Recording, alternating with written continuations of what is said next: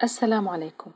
This is the last video for Chapter 1 Energy. In this video, we are going to solve a problem which is a part of the first exercise in the first session of 2018. At the beginning, let's remember the main ideas of the lesson. Pause the video, take notes, and then follow up with the solving of the problem.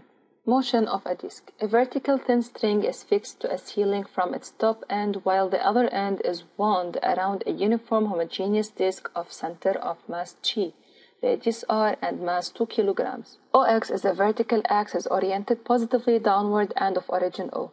At t0 equals to 0, the disk is released from rest. G coincides with O, and at a height h equals 2.7 meters from a horizontal line AB. G moves then in rectilinear motion along the x-axis. At instant t, the abscissa of G is OG equals to x, and the algebraic value of its linear velocity is v equals dx by dt, or the derivative of x, and the disk rotates with an angular velocity theta prime around its horizontal axis delta, passing through O. During the motion, the string remains tangent to the disk. Neglect air resistance. The aim of this exercise is to determine the speed and the acceleration of G when it passes through the line AB. Given the horizontal plane containing AB is the reference level for gravitational potential energy, the linear speed of G at an instant t is v equals to r theta prime.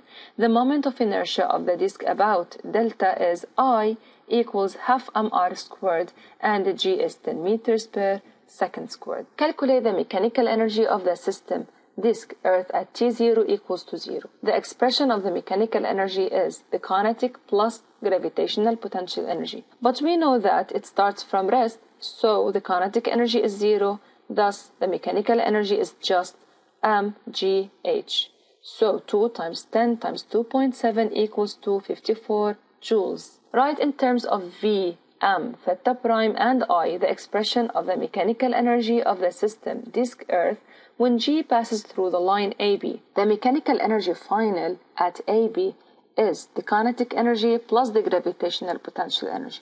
But the disk here makes rotation and its center of mass makes translation. So we say that the mechanical energy final is the kinetic energy translation plus the rotational kinetic energy plus the gravitational potential energy. But reaching AB means height is 0, thus gravitational potential energy is 0.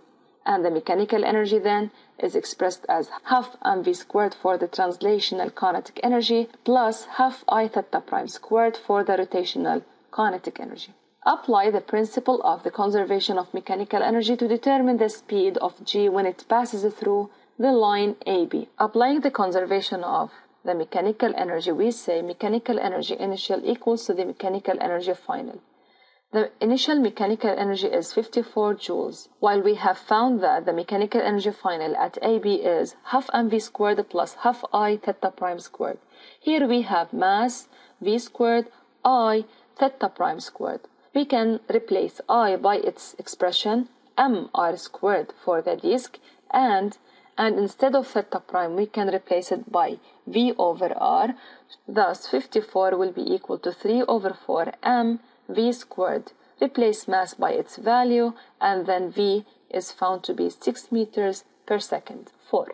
Write the expression of the mechanical energy of the system at any instant t in terms of v, m, theta prime, I, g, h, and the abscissa x. The mechanical energy at a given time t is both translational kinetic energy plus rotational kinetic energy and the gravitational potential energy. The kinetic energy translation is half mv squared, and that of rotation half I theta prime squared.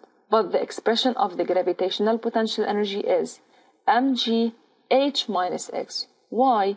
Because we are taking the height it reaches above the ground. So if the distance from O to AB is h, and this disk passes a given distance x, then the rest of the height above AB is h minus x. Deduce that A equals to 2g over 3. Let's put some methods to solve this part.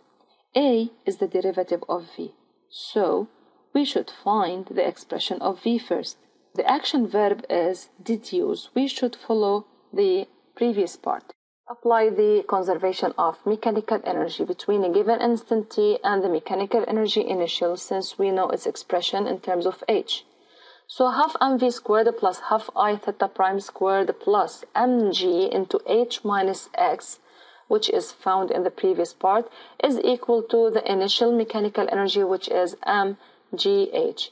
Expanding mgh minus x and replacing I and theta prime by their expressions, we can find that half mv squared plus half mr squared over 2 times v squared over r squared plus mgh minus mgx equals to mgh. Reducing r squared by r squared in the expression of the rotational kinetic energy gives us half mv squared plus 1 over 4 mv squared plus expanding the potential energy is mgh minus mgx equals to mgh. Then 3 over 4 mv squared plus mgh minus mgx equals to mgh. Subtract mgh from both sides.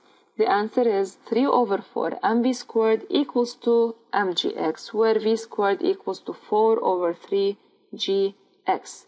Here we can see that v, which is a function of time, depends on x, which is also a function of time. So we can derive v squared to find the acceleration, such as the derivative of v squared is 2vv prime equals to 4 over 3 gx prime. So by comparison, the acceleration is given as 2 over 3 times g. This is the end of this problem. Thank you for watching. Study well, and if you have any question, please don't hesitate to ask your teacher. Good luck.